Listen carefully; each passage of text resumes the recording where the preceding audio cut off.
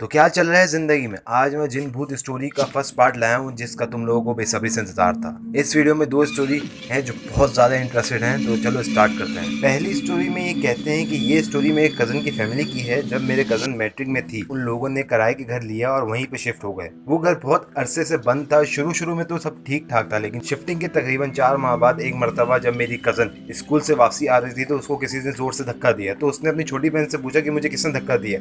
तो उसकी छोटी बहन ने कहा मैंने धक्का दिया, और वो ये कहकर हंसने लगी। घर आके उसने अपनी मामा से उसकी शिकायत लगाई और दूसरे कमरे में कपड़े बदलने चली गई। मेरी खाला उसको डांटने ही लगी तो उसने कहा मैंने इसको धक्का नहीं दिया है, पर मुझे ये पता है खुद नहीं गिरी है। तो उसने बताया कि हमारे पीछे कोई चलती हुई चीज महसूस हुई थी जब उसके साथ कोई भी नहीं था। मेरी खाला ने मेरी कज़न के सामने उसको डांट दिया कि वो डरे नहीं, क्योंकि वो शुरू से डरपोक थी। ऐसे ही मेरी खाला ने अपनी बाकी बहनों से बात की तो उन्होंने कहा ऐसा कुछ नहीं है, बस वो डांट से बचने के लिए झूठ बोल रही है, धक्का उसी ने दिया हो। अगले दिन सुबह मेरी खाला उठी तो उन्हें रोने की आवाज़ आ रही थी। तो वो स्टोर में गई, वहाँ मेरी कज़न टेबल पर बैठी रो रही थी। खाला ने उससे पूछा क्या हुआ, तो वो बेहोश हो गई। साथ ही फजर की अजान शुरू हो गई। ये देखकर खाला जान चुकी थी कि उनकी छोटी बेटी ने ठीक कहा था। जब मेरी कज़न होश आई हम सब उसी के साथ बैठे थे। कुछ देर तक नॉर्मल अंदाज से बात की और फिर हम अपने दूसरे कमरे में चले गए। मेरे मामू ने बहुत शरीक कोर्स करे हुए हैं, तो उन्होंने अकेले में उससे पूछा कि रात में क्या हुआ था। कोई चीज़ मुझे स्टोर में ले गई थी और पूछ रही थी मैं तुम्हारी किस बहन को मारूं। ये सुनकर मैं बहुत डर गई थी और रोने लगी। मैं मामा आ गए और फिर मुझे पता नहीं क्या हुआ।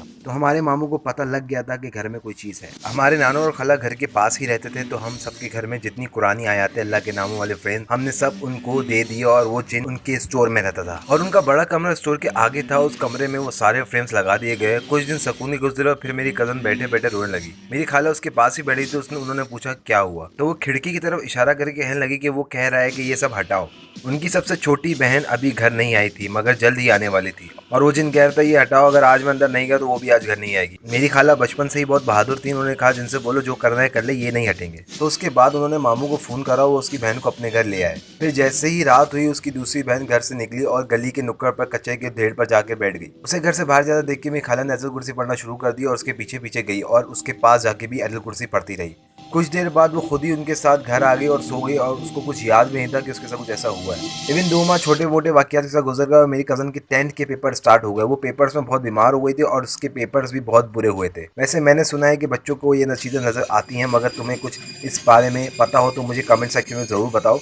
अगली स्टोरी थोड़ी शॉर्ट है मगर इंटरेस्टेड है। वो कहते हैं ये स्टोरी मेरी अम्मी की है। मेरी अम्मी का इन चीज़ों के साथ शुरू से कनेक्शन रहा है, लेकिन ये सब उरूज तक था। जब हम कराची से इस्लामाबाद शिफ्ट हुए थे तो एक नॉर्मल घर था। शुरू के 4 महीने बहुत सुकून के गुजरे, लेकिन उसके बाद मेरे और मेरी अम्मी के साथ वाकयात होना शुरू हो गए थे। मुझे रात में नींद नहीं आती थी क्योंकि मुझे अपनी बालकनी के बाहर से किसी की रोने की आवाज़ आती थी।